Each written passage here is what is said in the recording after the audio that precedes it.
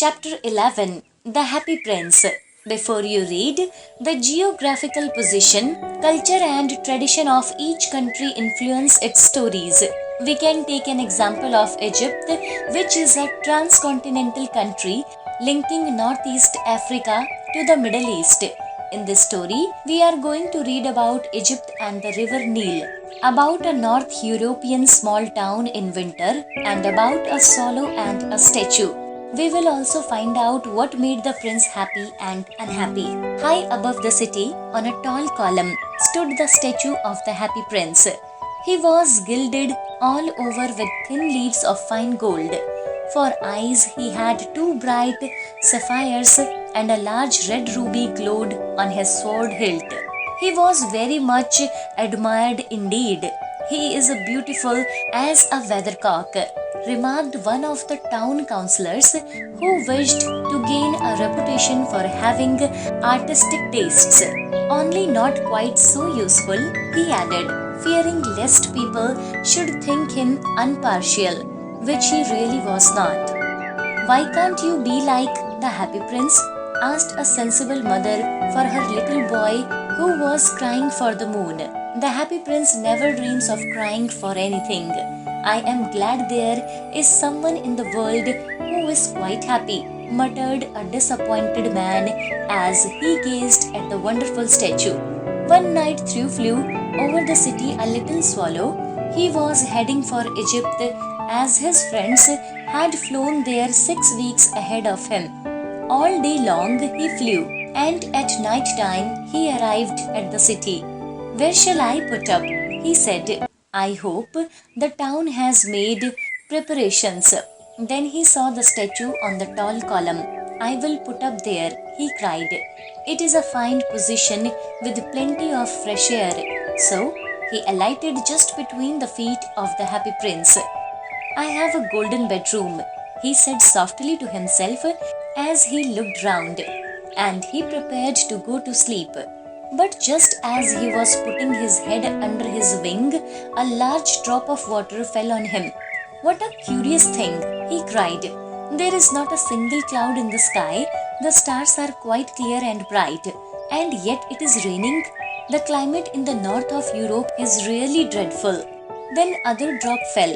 What is the use of a statue if it cannot keep the rain off? He said. I must look for a good chimney pot.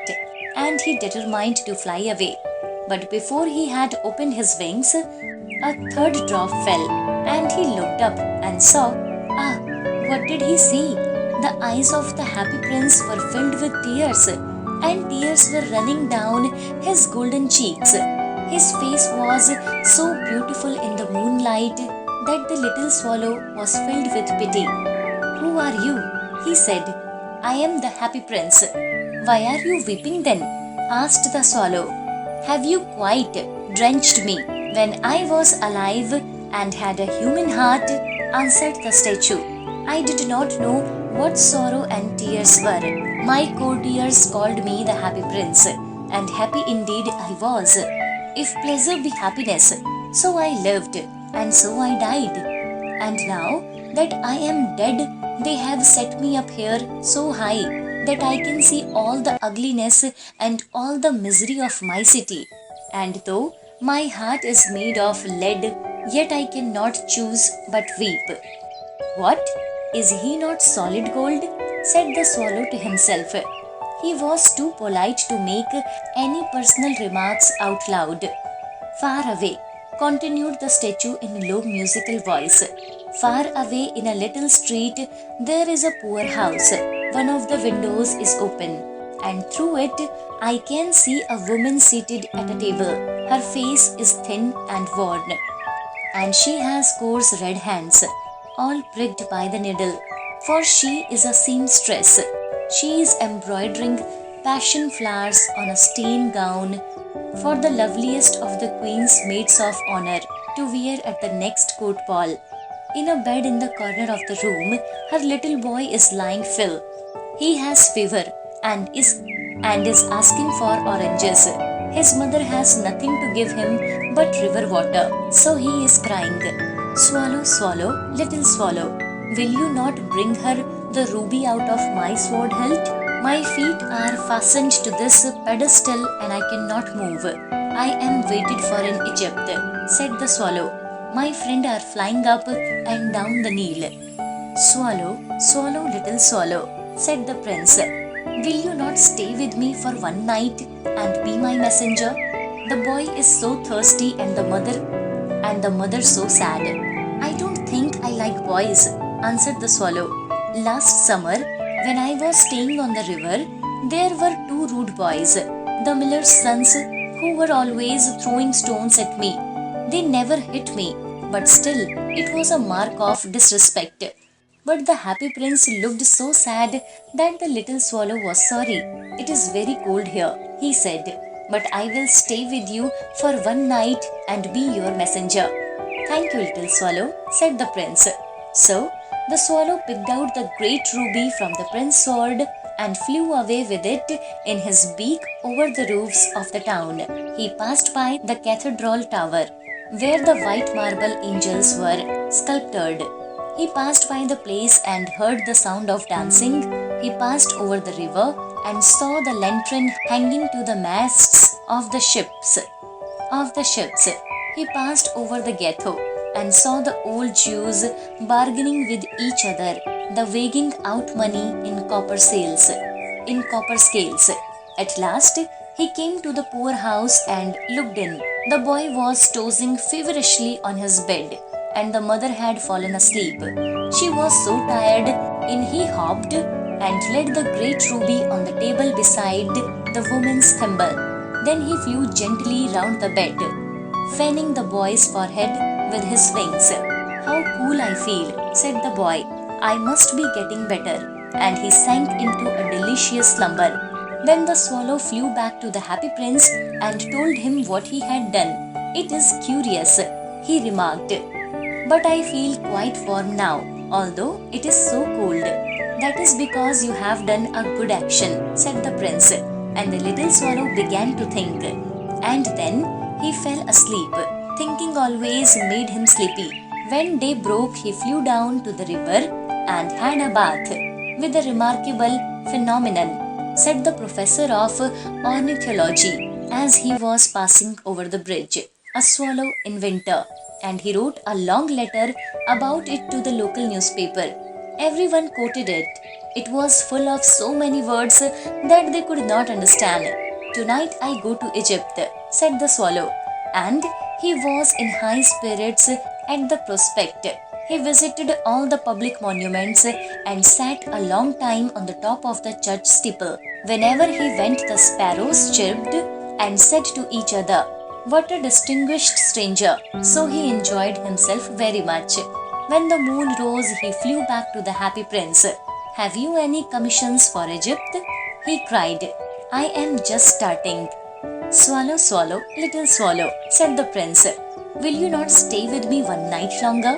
"I am waited for in Egypt," answered the swallow. "Swallow, swallow, little swallow," said the prince. "Far away across the city, I see a young man in a garret. He is leaning over a desk covered with papers, and in a tumbler by his side there is a bunch of withered violets. His hair is brown and crisp, and his lips are red as a pomegranate, and he has large and dreamy eyes. He is trying to finish a play for the director of the theatre, but he is too cold to write any more. There is no fire in the garret, and hunger has made him faint. I will wait with you one night longer," said the swallow, who really had a good heart. "Shall I take him another ruby?" "Alas, I have no ruby now," said the prince. "My eyes are all that I have felt. They are made of rare sapphires, which were brought out of India 1,000 years ago. Pluck out one of them and take it to him. He will sell it to the jeweler and buy food and firewood and finish his play." "Dear prince," said the swallow, "I cannot do that," and he began to weep. "Swallow, swallow, little swallow," said the prince. "Do as I command you." So the swallow plucked out the prince's eye and flew away to the student's garret.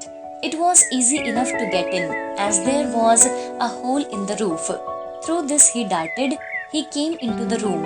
The young man had his lead buried in his hands, so he did not hear the flutter of the bird's wings. And when he looked up, he found the wonderful sapphire lying on the withered violets. I am beginning to be appreciated, he cried. This is from some great admirer. Now I can finish my play. And he looked quite happy. The next day the swallow flew down to the harbor. He sat on the mast of a large vessel and watched the sailors hauling big chests out of the hold with ropes. Heavy ahoy! They shouted as each chest came up. I am going to Egypt, cried the swallow. But nobody minded, and when the moon rose he flew back to the happy prince. I have come to bid you goodbye, he cried. Swallow, swallow, little swallow, said the prince. Will you not stay with me one night longer?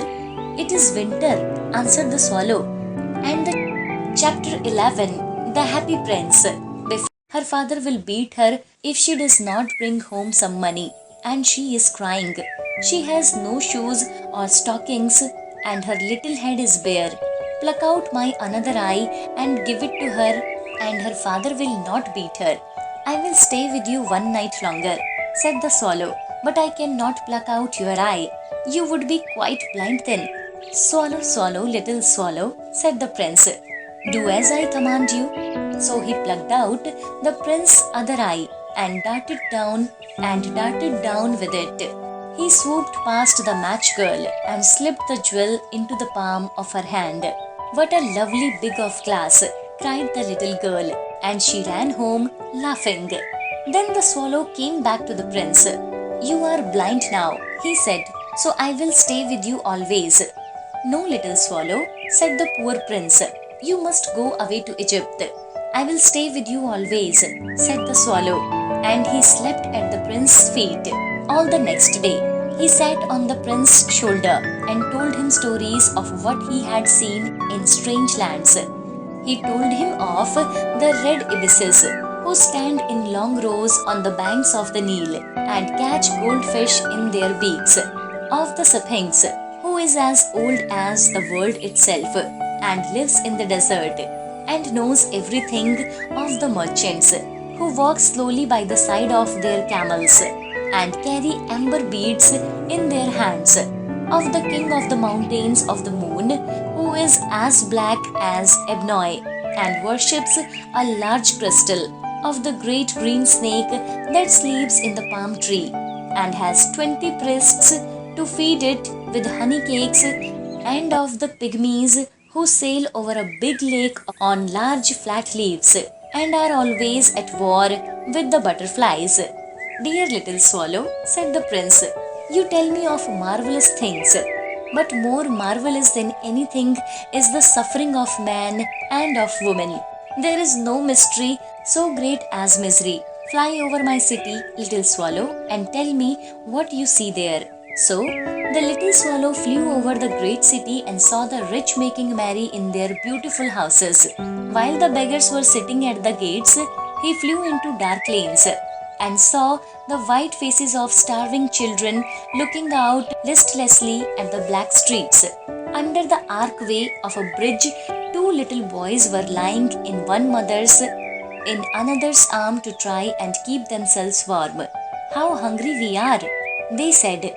You must not lie here, shouted the watchman, and they wandered out into the rain. Then he flew back and told the prince what he had seen. I am covered with fine gold, said the prince. You must take it off leaf by leaf and give it to my poor. The living always think that gold can make them happy. Leaf after leaf of the fine gold the swallow picked off till the happy prince looked quite dull and grey. Leaf after leaf of the fine gold he brought to the poor, and the children's faces grew rosier, and they laughed and played games in the street. We have bread now, they cried. Then the snow came, and after the snow came the frost. The streets looked as if they were made of silver. They were so bright and glistening. Long icicles like crystal daggers hung down from the eaves of the houses. Everybody went about in furs, and the little boys wore scarlet caps and skated on the ice. The poor little swallow grew colder and colder, but he would not leave the prince. He loved him too well. He picked up crumbs outside the baker's door when the baker was not looking and tried to keep himself warm by flapping his wings. But at last he knew that he was going to die. He had just strength to fly up to the prince's shoulder once more. "Goodbye, dear prince," he murmured. "Will you let me kiss your hand? I am glad that you are going to Egypt at last, little swallow," said the prince. "You have stayed too long here, but you must kiss me on the lips, for I love you." "It is not Egypt that I am going," said the swallow. "I am going to the house of death. Death is the brother of sleep, is he not?" And he kissed the happy prince on the lips and fell down dead at his feet. At that moment, a curious crack sounded inside the statue, as if something had broken. The fact is that the leaden heart had snapped right in two. It certainly was a dreadfully hard frost. Early the next morning, the mayor was walking in the square below in company with the town councillors. As they passed the column, he looked up at the statue. "Dear me, how shabby the happy prince looks," he said. "How shabby indeed," cried the town councillors, who always agreed with the mayor, and they went up to look at it. "The ruby has fallen out of his sword. His eyes are gone, and he is golden no longer," said the mayor. "In fact, he is little better than a beggar." "Little better than a beggar," said the town councillors. "And here is actually a dead bird at his feet," continued the mayor. "We must really issue a proclamation that birds are not to be allowed to die here." And the town clerk made a note of the suggestion. So they pulled down the statue of the happy prince. "As he is no longer beautiful, he is no longer useful," said the art professor at the university. Then they melted the statue in a furnace, and the mayor held a meeting of the corporation to decide what was to be done with the metal. "We must have another statue, of course," he said, "and it shall be a statue of myself." "Of myself?" said each of the town councillors, and they quarrelled. "When I last heard of them, they were quarrelling still." "What a strange thing," said the overseer of the workmen at the foundry. "This broken lead heart will not melt in the furnace. We must throw it away." So he threw it on a dust heap where the dead swallow was also lying. "Bring me the two most precious things in the city," said the god to one of his angels, and the angels brought him to the leaden heart and the dead bird. "You have rightly chosen," said God, "for in my garden of paradise this little bird shall sing for evermore, and in my city of gold the happy prince shall praise